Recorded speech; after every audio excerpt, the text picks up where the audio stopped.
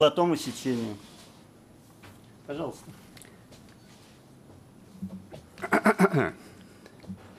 Меня зовут Чихару Сано из Японии. В Японии я реализовал такой постоянный мотор, который двигается постоянными магнитными расположенными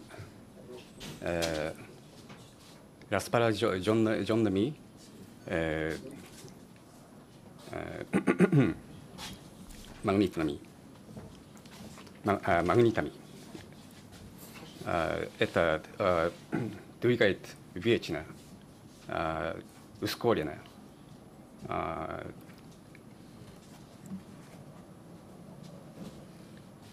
Без энергии, внешних энергий. Этот доклад дискретный физический мир, состоящий из чисел Фибоначчи, может учитываться по полиномам. Чихару-сан, да. Как это? Да?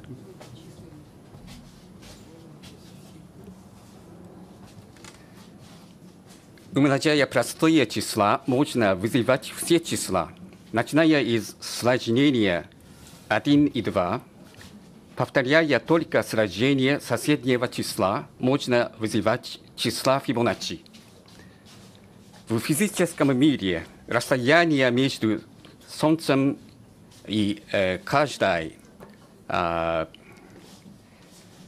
внешне фрактально разделенной планетой рисуют концентрические круги, и подобным образом расстояние между орбитальным электроном и ядром в атомах и в молекулах, в внутренне разделенных атомах и в внутренне разделенных молекулах рисуют концентрические круги. Пропорция числа Фибоначчи против следующего соседнего числа Фибоначчи, колебающаяся вокруг золотого сечения, сведется в золотое сечение, так как в начале XX века обнаружено, что физический мир дискретен. Выше изложенное золотое сечение между звездами есть в реальности числа Фибоначчи. Физический мир, так, например, расстояние, скорость и ускорение, зависит от чисел Фибоначчи, потому что дифференциация и расстояние непрерывных реальных величиной, то есть дифференция дискретного расстояния, то есть скорость, есть числа Фибоначчи. Тогда как дифференциация скорости непрерывных величиной, то есть дискретное ускорение, есть числа Фибоначчи. Чтобы вызывать из простых чисел все натуральные числа, употреблено только умножение. Чтобы вызывать числа Фибоначчи, употреблено только сложение. Окей. Да. Спеши, чтобы вот этот успевал за этим. Да, но я исправил мой русский язык, извините. Вычисление всех натуральных чисел в физическом мире употреблены только умножение и сложение. Поэтому можно вызывать все числа в физическом мире полиномом, имеющим только умножение и сложение, как вычисление. И наоборот, можно выучиться.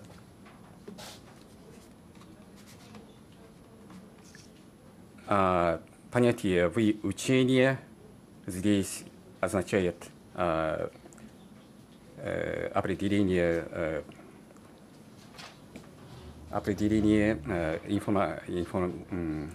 информационной науки.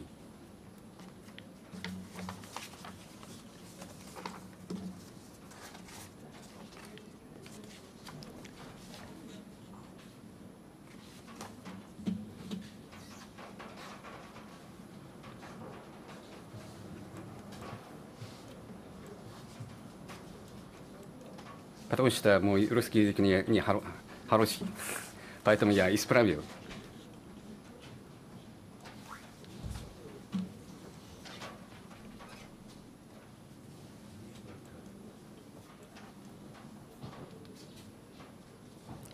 Моя цель –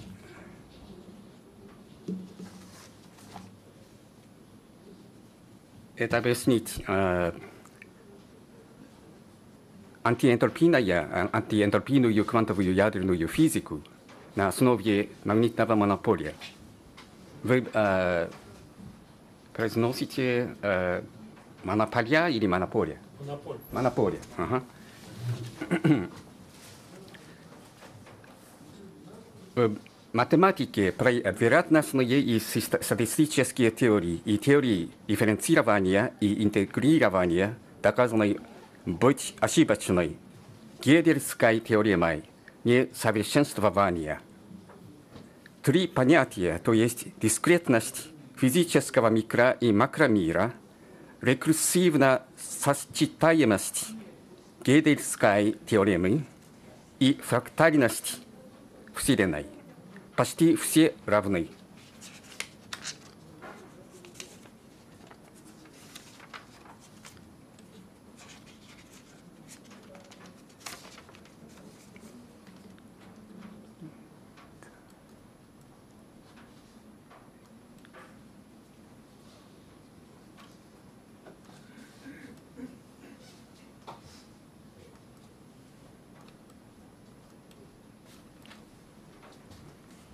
Энергия, то есть работа с самого начала, определена как понятие, имеющее направление. Пар координат в зеркальных позициях на ленте Мёбиуса определит положительную и отрицательную энергию и положительную и отрицательную массу. Обе стороны уравнения Ньютоновского динамического закона взаимодействия Анатолия Павловича Смирнова изложит пар координаты зеркальных позициях. В нашем физическом модели существует эфирное волокно и эфирная нитка, фабрикованная, закручивая эфирное волокно.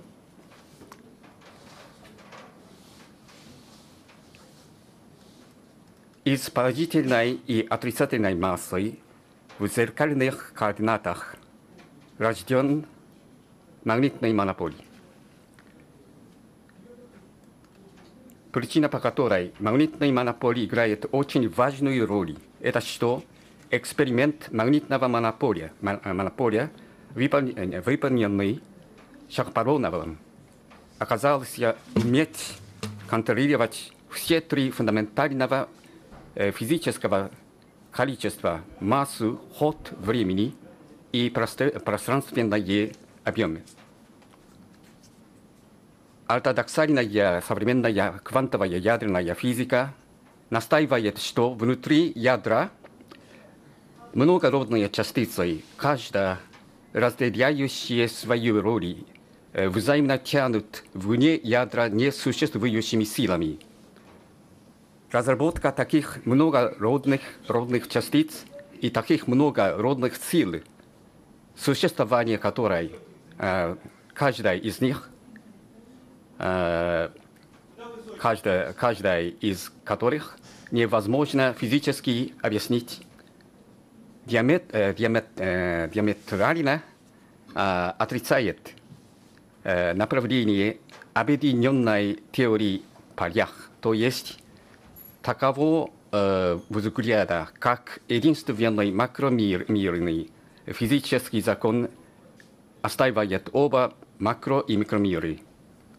Поклонники ортодоксальной современной квантовой ядерной физики и элементарных частиц совсем не подтвердили одновременное существование ни таких частиц, ни таких сил, и совсем не подтвердили настоящее место, в котором такие частицы и такие силы совместно взаимодействуют.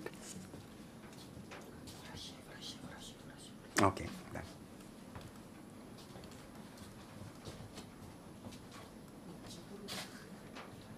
Ортодоксальная современная квантовая ядерная физика настаивает то же, что внутри ядра так беспорядочно, как не могут не ввести вероятностную теорию в физике. Но как они могут объяснить, почему вне ядра орбитальные электроны в оболочках КЛМ, которые двигают связано с каждым протоном и нейтроном внутри ядра, очень порядочны, если внутри ядра как беспорядочно.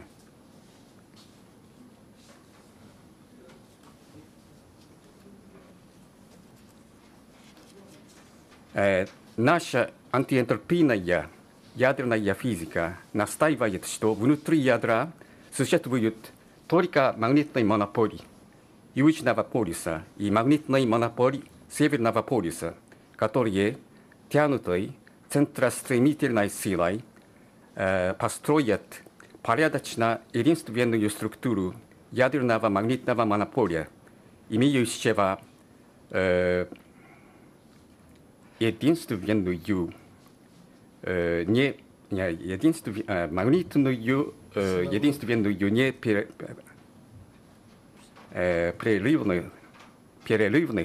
перерывную силовую линию.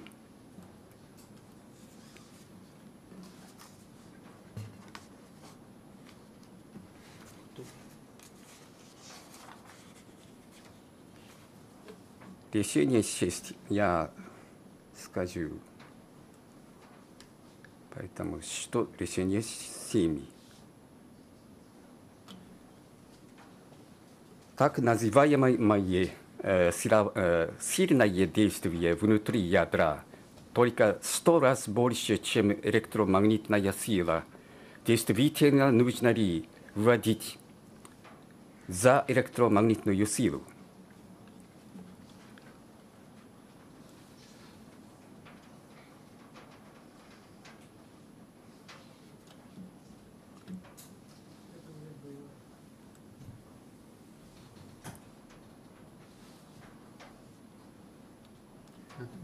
Да. Причина, по которой внутриядерная сила, то есть так называемое силовое действие внутри ядра, только 100 раз больше, чем электромагнитная сила, это что внутри ядра действуют магнитные монополии, а не магнитные диаполии. И что магнитная сила монополия 100 раз больше, чем диполия. Почему? Я не... Что? Дальше. Но экран... Окей. Меня. Ничего не видно.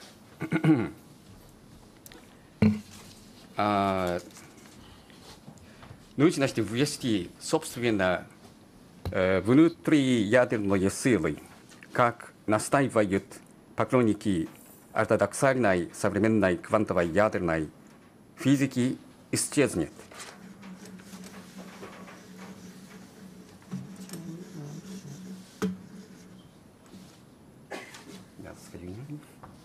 Извините.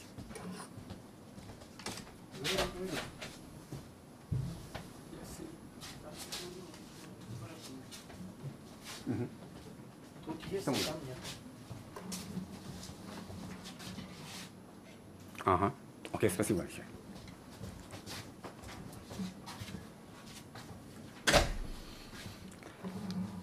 Наши исправленные уравнения относительности есть такие.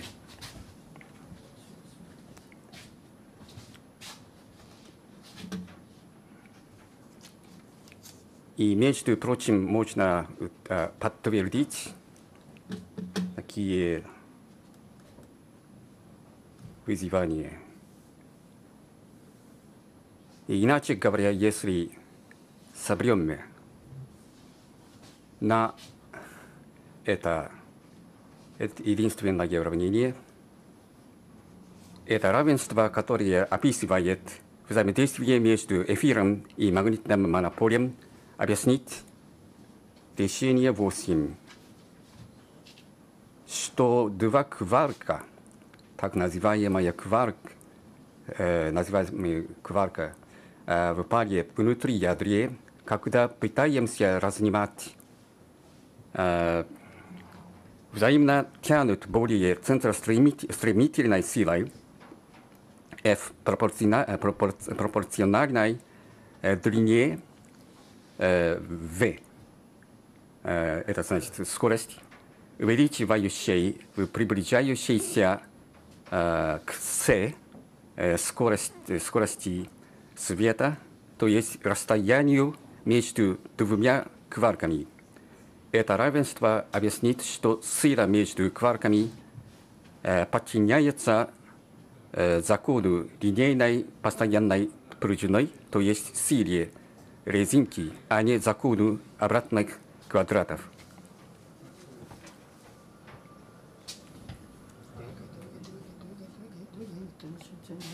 Окей. Так, окей. Можно еще привести это принцип неопределенности Гейзенберга. Давайте считать, что единичное квантовое динамическое взаимодействие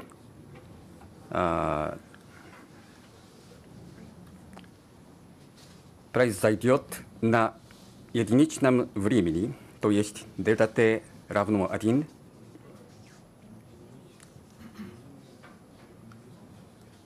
Автор использует это равенство позже.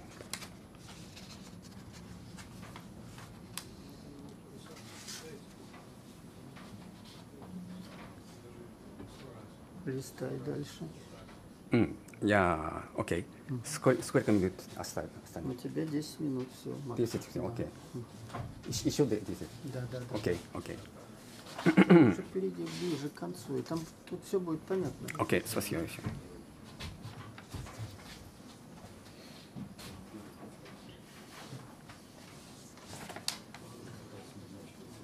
Мне хочется показать вам.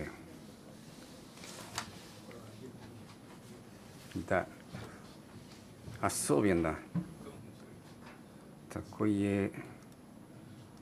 такие уравнения.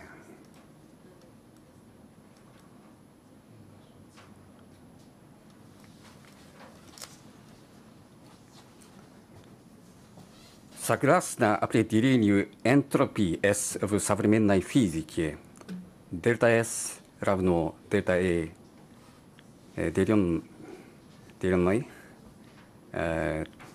температурой. Чтобы заниматься энтропией единичного кванта, давайте считать, что единичная энергия, такое уравнение, это дельта E равно единичное, то есть 1. Переведется от стороны действия до стороны противодействия по единичном интервале времени и в законе динамического взаимодействия Ньютона. Поэтому такое уравнение введено. Сила означает распределение энергии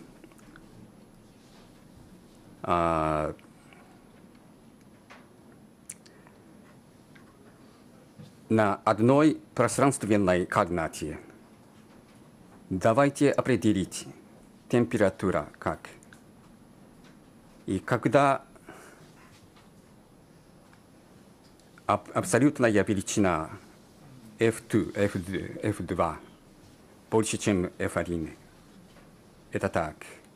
Энтропия отрицательная, негативная. И когда F2 меньше, чем F1, энтропия положительная. И когда F1, F2 и F1 равны, энтропия 0.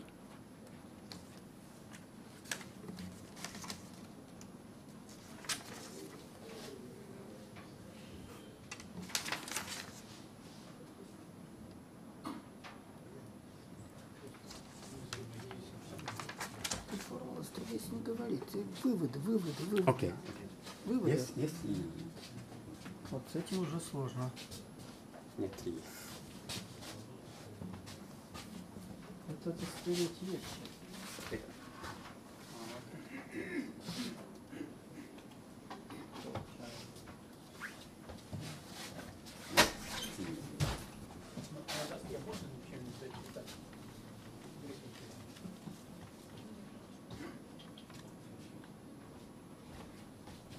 Ты говори выводы, потому что формулы ни к чему.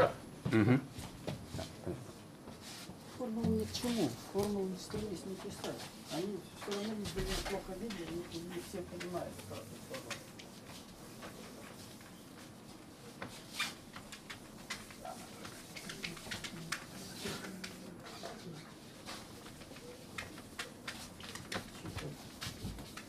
Нету. Чтоб знал, так взял. Спереди отнял.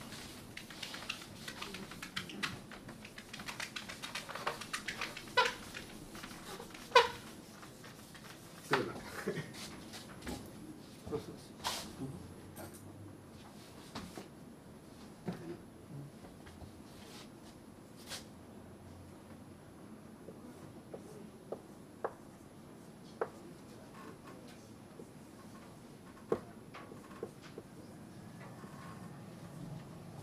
Ты еще тебе буду лично пишешь.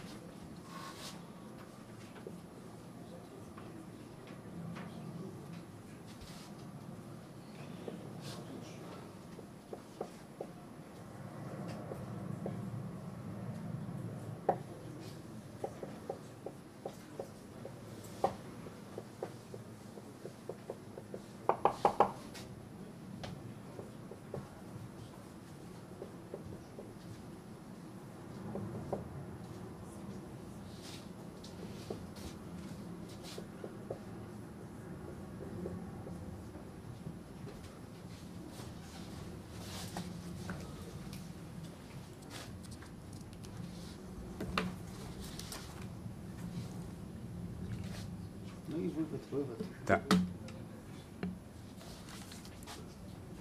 Вывод завершать. Петров А АМ есть?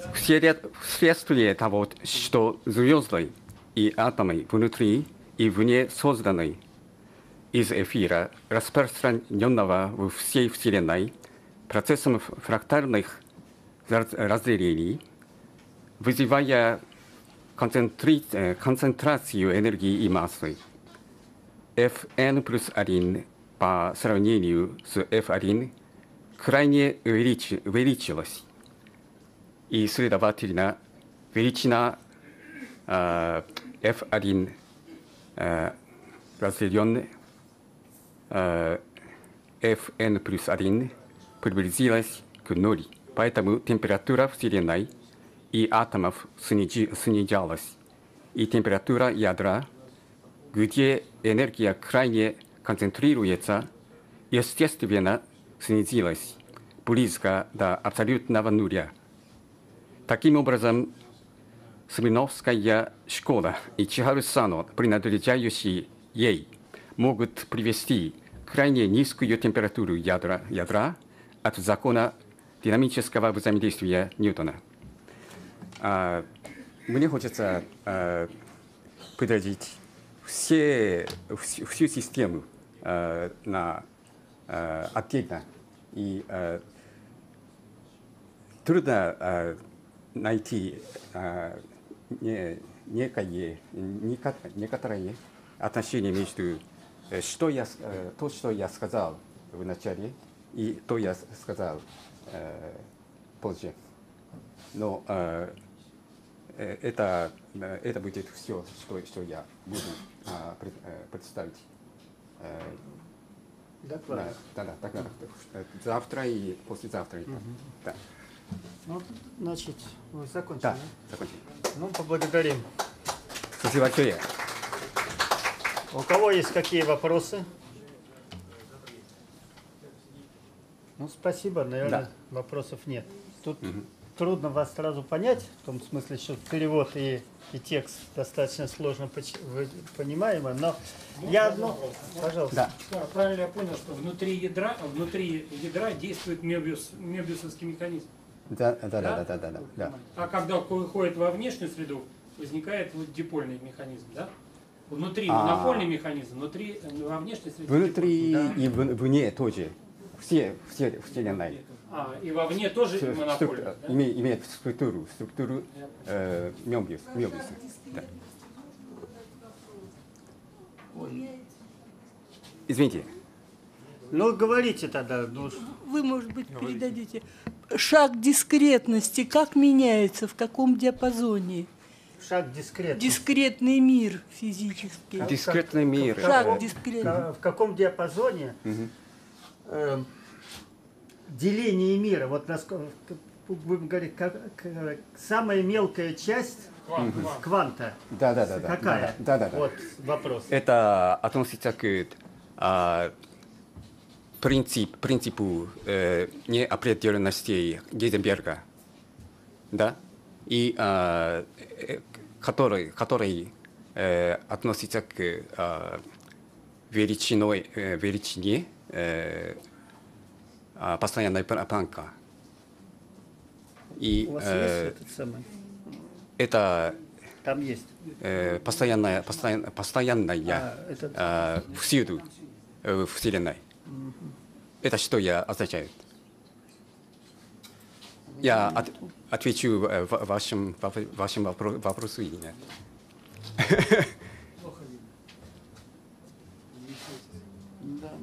Окей, позже я объясню детально. Да. Спасибо. Да, спасибо. Да.